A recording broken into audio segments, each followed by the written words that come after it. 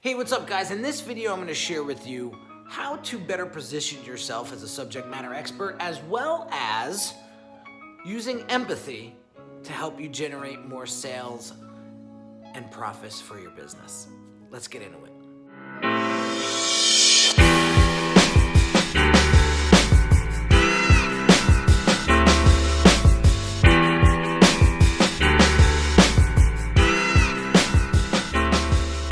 Hey, what's going on guys? Henry Kaminski here from UniqueDesignz.net with another video for you to help you build your personal brand and help you generate more profits and revenues for your business. And I've been doing this now for 12 years, believe it or not. Like, time flies when you're having fun, right? And so today I want to talk about positioning. And I want to talk about how it's so important to position yourself properly in front of your target audience or your ideal clients so that they perceive you as the subject matter expert. One of the things that I want to share with you is, I read this in the book called The 4 Agreements. I don't know if you ever read that book, but it's a beautiful book. Go to Amazon and just type in The 4 Agreements. I forget the author's name, but it is a phenomenal book. But one of the chapters of the book is, don't take it personal, okay? It's not you, it's them. And so I notice that a few of my clients, when I take them through the Brand Accelerator program and we're talking about sales and I'm coaching them on their sales strategy and their marketing strategy, they take it personal when a client doesn't want to move forward or a potential client doesn't want to move forward. And that is a big no-no, okay? What my mentor has taught me is to come to those sales conversations completely empty, right? You're not expecting anything. You're the least risky option, and you are just there to help them facilitate where they want to go. You want to help them get to their end desired result, right? Whether they hire you or not, right? You want to be their trusted advisor, okay?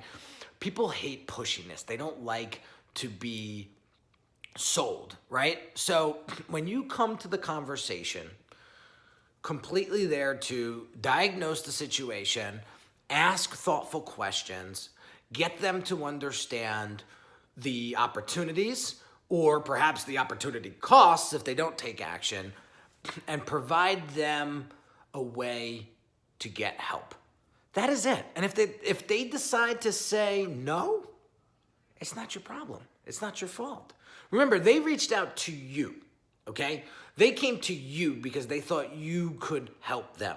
So you got to have this mentality is you have the solution, right? They're the ones in trouble. They're the ones challenged. I see a lot of people when they get into sales conversations, they immediately concede into the conversation as if the customer, the prospect has the upper hand. It shouldn't be that way. There should be a balance, an equal, okay? And if anything, you should have the upper hand because you want to make sure that you're qualifying them and that they're a right fit for you so that there's no problems in the future, okay? How many times have you hired somebody and you knew you shouldn't have not hired, but brought them on as a client and it turned out to be a sour project? Or it ended in an acrimonious way, right? Their qualification wasn't there.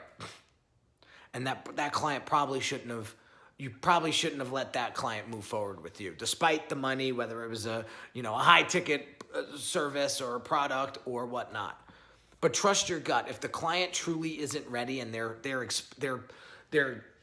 expressing that in conversation, chances are you want to send them on their way and say, you know what, I don't think you're ready for me yet. That's what I feel. So get out there and do more research. And if you find somebody that you jive with, by all means, hire them. You don't have to call me back. But if you continue your research and you don't find what you're looking for, give me a shout back.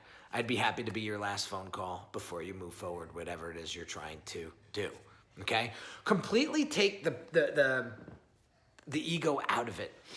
It's not about you guys. It's not about whether or not you close the sale or not. It's facilitating the client or prospect to where they want to be. And you do that by thoughtful questions, right? You do that by being the subject matter expert. Remember, subject matter experts don't chase clients. Clients chase them. So you have to have that mentality. Otherwise, you're going to continue to chase money and chase clients, and they're going to feel the disparity, and they're not going to feel confidence in you. Hence, you're not going to lead. You're not going to be perceived as a valuable entity for them. Okay? So that's my whole spiel about not taking it personal when they say no. Okay? Again, it's their problem. They got to figure it out. You have your problems. You need to do what you need to do in order to make your business thrive, right? And at the end of the day, don't you want to work with people that want to work with you? I mean, that's it in plain English, right? So get that mentality, and that confidence will start to exude, and people will be attracted to that. The next thing I want to talk about is empathy. Why empathy is so important.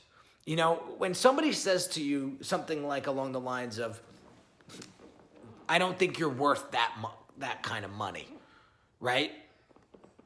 It's not about your worth whatsoever. You got to put yourself in the shoes of that particular client and say to yourself, what is the deeper issue here? Is it that I'm really not worth the money that I'm charging? Or has this client been burned before in the past by something or someone who said, I'm going to deliver X and never delivered on the promise? Right? So instead of you getting all defensive and going, well, why do you think I'm not valuable? Why do you think I'm not worth it? You bet your ass I'm worth it. And you start to combat, empathize, ask them. It sounds to me you've been burnt in the past before. Have you? Just ask the question, have you? And they're going to probably say yes. And you say, can you tell me a little bit more about that?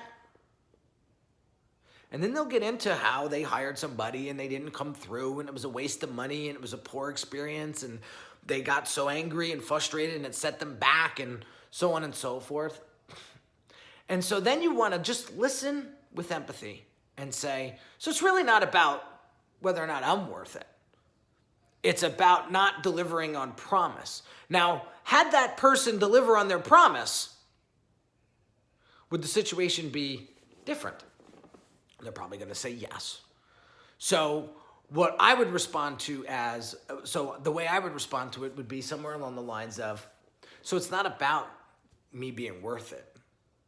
It's about delivering on promise. And as a vendor, we want to make sure that we're going to deliver on our promise because that's how we grow business. That's how we build business and equity between our clients and our marketplace. Yes. Okay. So we value that because we know how important it is to deliver on promise. Boom. Right? You empathize. You put yourself in that person's shoes and bam, everything changed. Right? You didn't get defensive.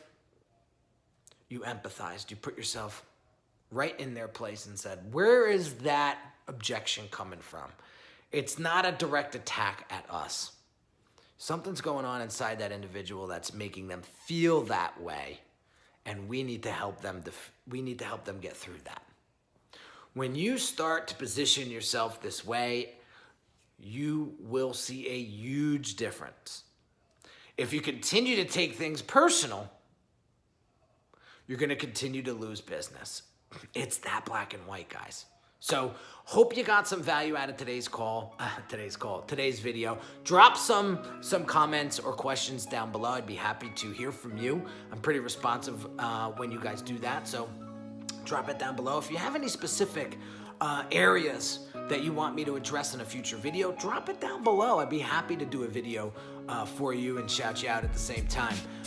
So if you haven't subscribed to this YouTube channel yet, hit that subscribe button now, and hope you enjoyed. So take what I'm saying right now, execute it, and watch what happens on your next sales conversation. So have an amazing day, guys. I'll catch you on the next one. Later.